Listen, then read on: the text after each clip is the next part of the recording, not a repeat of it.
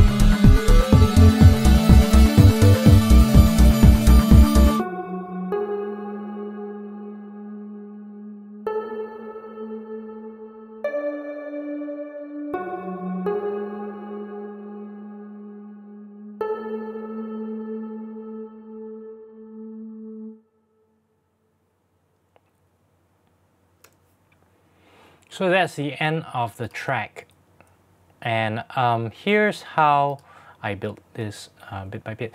You can see that the pattern is sort of like this staircase kind of pattern, which means there are lots and lots of repeating patterns, which is essentially the kind of electronic music style that Trent Reznor is pretty much known for. And it's just layering more and more things, and also sort of getting the sounds to evolve as time goes by. So let's start with the basics. Now, with the bass, which is this line here, I'm just gonna play it like that.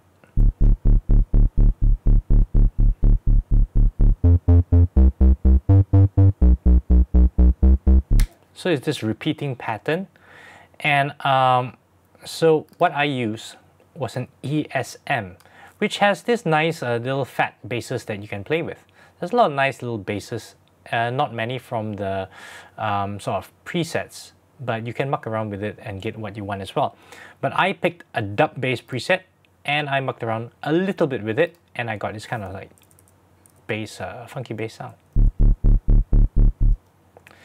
And then I paired it with another bass, because what you can see is that these two are playing identical notes, right? And what happens is that I pan them a bit to this one a bit to the right, a bit to the left, and I get a wide sort of like singular bass sound that seems very wide and sort of like bigger and more complex. And as you already know, I like to stack basses and synths and other instruments together to sort of get a richer tone. Now, when you double these things, you want to have different kind of tones but within the same family. So I opened up an alchemy patch, I went under Synth Analog, and I found this deep one which I pushed to be a little bit brighter and slightly towards muffled. And it sounds like this. Now, there is a mod that's happening, and I got it under Modulation Delay. And just because I wanted a bit of that kind of chorusy kind of sound. But let's take it out and hear how it sounds.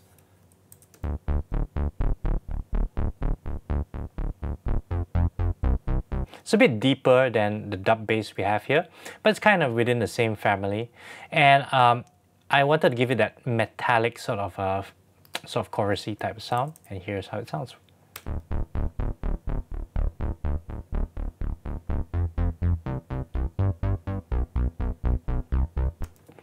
So you get a bit of that metallic kind of sound. Okay, now let's play both the basses together and hear how they sound together as a singular unit.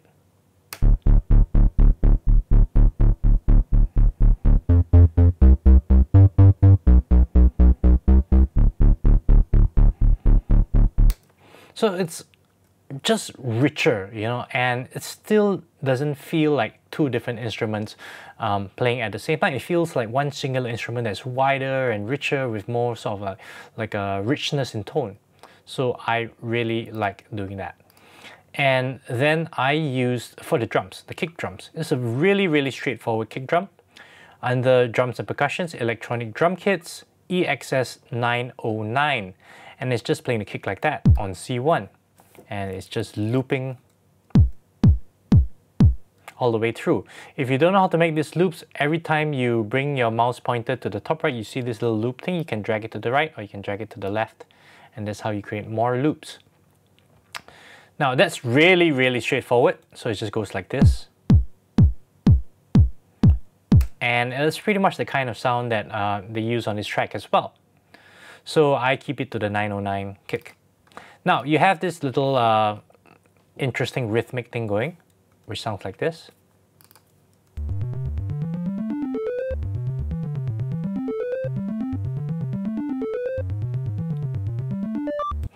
And this is my approximation of what it sounds like. I just did it by ear. So I'm pretty sure it's not like 100% accurate, but it sounds pretty close. And the sound that I got was also from one of the stock standard old Logic synths. And it has an ES2. And it sounds a bit like a sort of triangle wave. So I started with a tutorial synth called Sync Start, and I sort of mucked around from there. And yeah, it's pretty straightforward, you know, quantized to 1/16 notes and looped as well right till the end.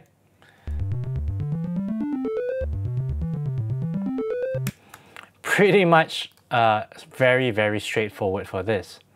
Now after that, so as things start coming in, you can see sort of the layers building up. The hat starts coming in, and that's actually from the same drum track. I just cloned it, and it's the hat. Oops. Yeah. And you see this hat playing here, and it just goes paired with the kick. Really straightforward kind of drum. And that's it for the sort of snare slash hat type thing. Now, we have this sort of chord going on.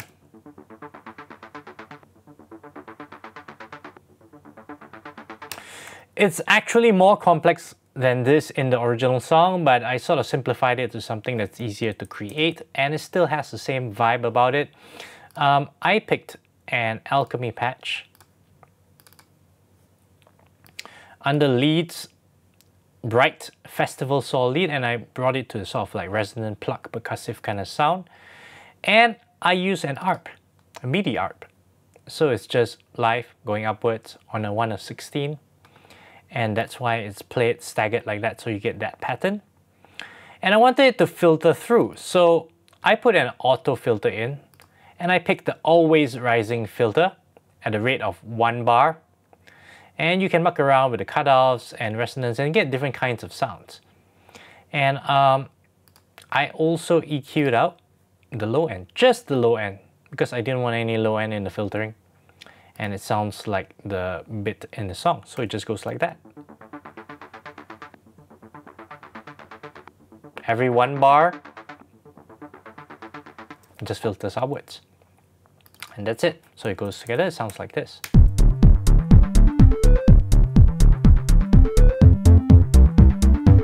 And it's the same chords throughout. And then I heard something in the track that I thought was pretty interesting, and that the basses started becoming like wider and having this little top end at this section here. So these things here are actually sort of add-ons to the bass over here. So have a listen to what these two sound like, just in solo.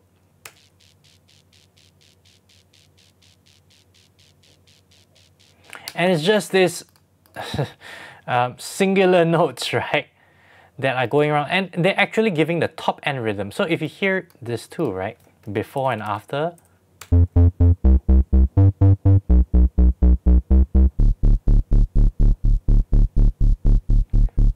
so it feels like the top end of this has just started coming in. And same for this, have a listen.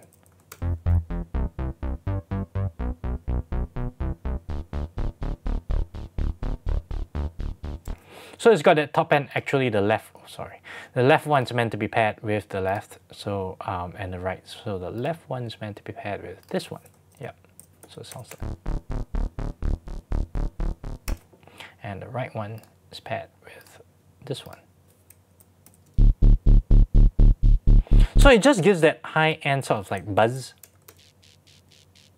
But it opens up the bass. So what I did was I took an ESM, went to subsonic bass, and I EQ'd the hell out of it. I took out all the low end, took out a bit of high end, just left somewhere around the 5K region to give that little buzz.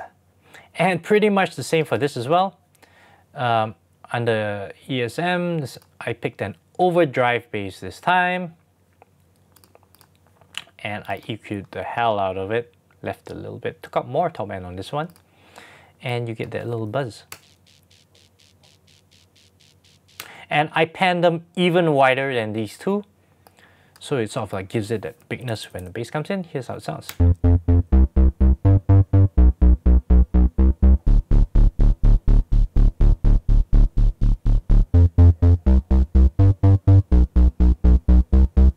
And you notice this doesn't give any sort of like tone or bass information. That's why it just sits on the same note, and that's kind of fine for this. So I found that pretty cool. And now onto the lead.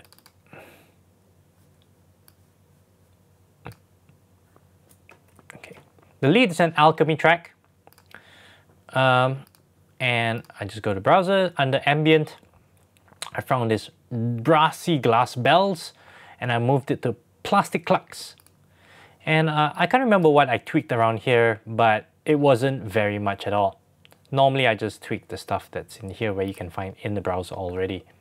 So, oh yeah, I remember what I tweaked now. I tweaked the pitch, that's why I had to go to advanced. And what happens is, just listen to this.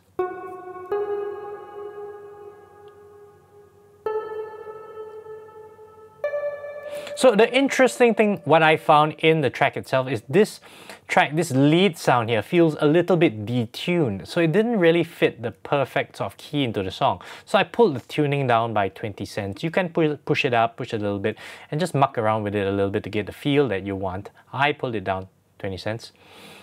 And you can find that it sort of like gives that slightly dissonant feeling towards the song. Already the notes are chosen very well, but that sort of like detuning makes it even more dissonant.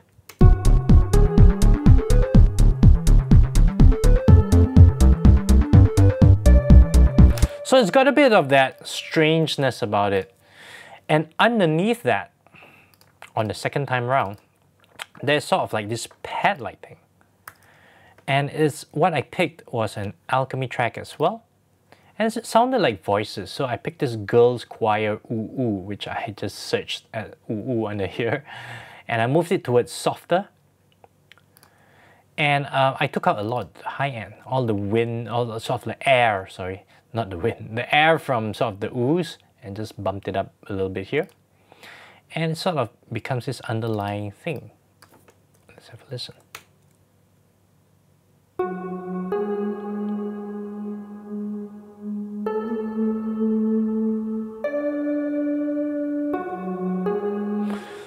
The thing about using sort of like soft synths and samples is you got to be careful with your velocities, because velocities do make a difference to the tonal range of the synth and the sort of sample as well. So pick your velocities, right? Sometimes it's better to have a low velocity and sort of push up the volume on your track, or high velocity and pulling down the volume to get different kind of sort of textures at different volumes.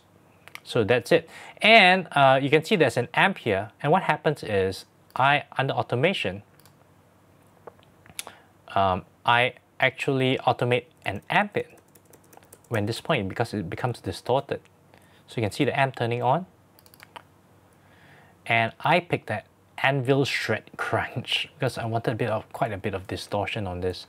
You could actually create a new track, sort of duplicate the track and then put the amp on that and then bring all these there, and that works too. But I did it the automation way, and here's how it sounds.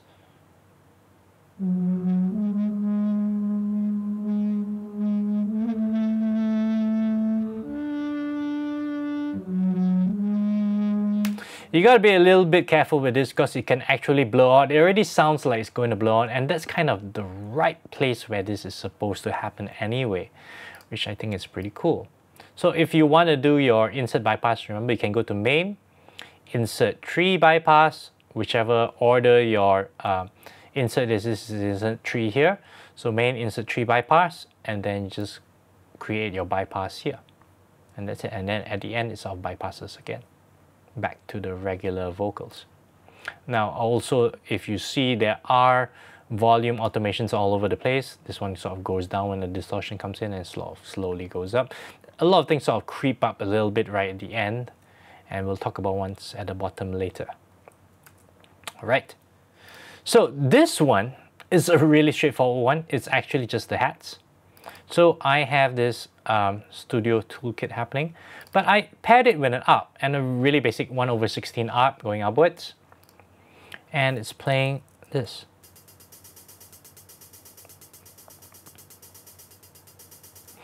And it gives a bit of that mechanical kind of sound to something that's pretty organic, and it kind of works with this.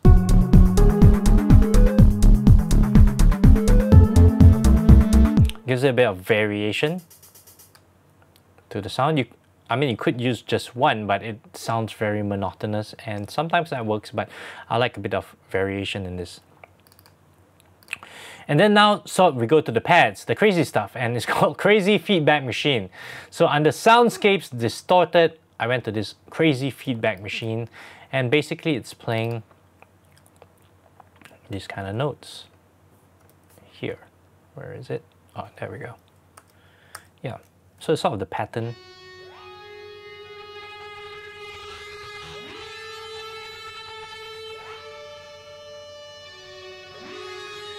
So it's playing the same notes as the sort of ooh pad there, right? You see that they're the same name because I just dragged them down and stretched them out. Yeah, it's just easier to do that. I just copied this over as well. And that is that for the feedback kind of sound. So it gets bigger and bigger. And then we have this cloud formations, and this is really like the noisescape that's going on. So you can see under Soundscapes Chaotic, I picked cloud formations and I pushed it to ghosting a little bit. And you can't always play around with the stuff that's here, you know. Just move them around to the minimums and maximums and hear the effect of what it does. I'm a big fan of saying that, okay, let's turn this knob all the way left or right and see what it does. Because if you tweak it just a little bit, you might not know exactly what it does. So it's great to sort of push everything to the edge and see what it really does and sounds like. So I'm just playing this sort of like random notes. I sort of smooshed my fingers together when I felt like it for these, and then I sort of later clean them up a little bit so it sounds like, yeah, you know. And as it goes along, you add more notes and they sort of come in and out.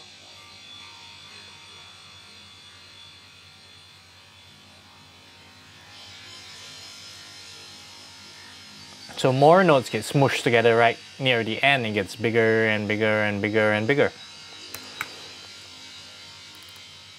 And you notice with my automation as well, right at the end, I cut them off. The ones with the tail, I cut them off so that it goes back right to the quiet bit, which is just this repeated, still looped. And of course, there's this thing here. And I think in the original song, they might use just one synth, then muck around with sort of like knobs and stuff. But I just found it easier to just blend different sounds together.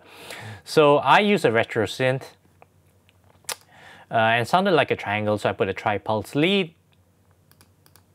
And I put an ARP going upwards at 132 dotted. Right?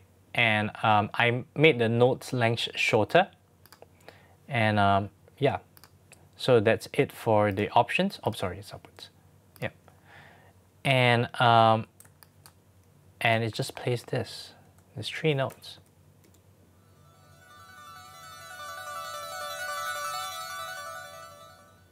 It sort of disappears because the automation. And this one as well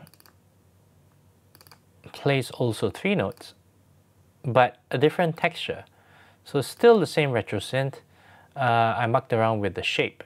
I moved it from here, right over here, so it's not so symmetrical, and it sounds different. It sounds like this. Here we go, sorry.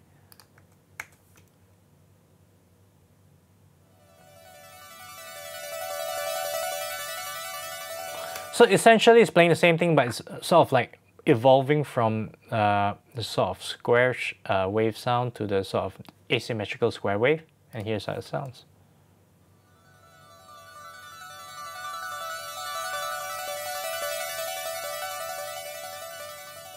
So you see, like, it sounds like one synth sort of evolving, but I found it just easier to do this sort of automation around 2 synths of different, so you can sort of mix and match the parts that you want.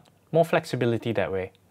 And this one is also, I believe, a retro synth. Tri-pulse lead as well, over at the asymmetrical square wave. And it's just playing these octaves. 4 octaves, and under the ARP going upwards at 132 dotted. So here's how it sounds.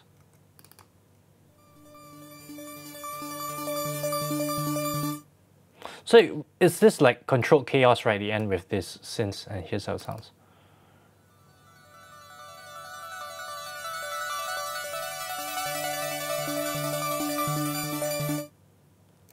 And that's how it sounds together with everything.